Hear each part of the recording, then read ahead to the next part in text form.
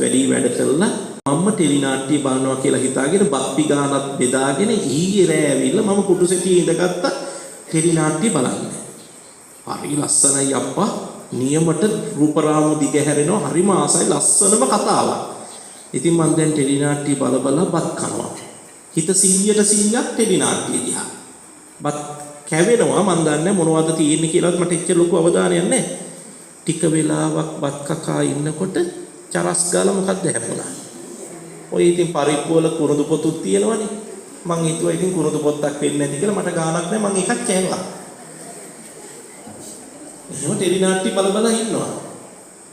ආයි ටික වෙලාවක් යනකොට ආයි චරස් ගාලා මොකක්ද හැපුණා චූටියට වගේ වතුරක් වගේ බීඩ වීසුණා. මහා අපුරු රහකුත් ආවා. ඒ පාර නම් මං ටෙලි නාට්‍ය බලන එක නතර කරලා අර හපපු බත් ටික මෙහෙම අතට අරගෙන බැලුවා. ගෙදර ගිහිල්ලා බත් කාලා නිදාගන්න. ඒ වුණාට දැන් මට මේක නොකියත් බෑ. ඔව්. අම්මෝ මං අතට මෙහෙම අරගෙන බැලුවම කැරපොත්තෙන් දිගට හැදිලානේ.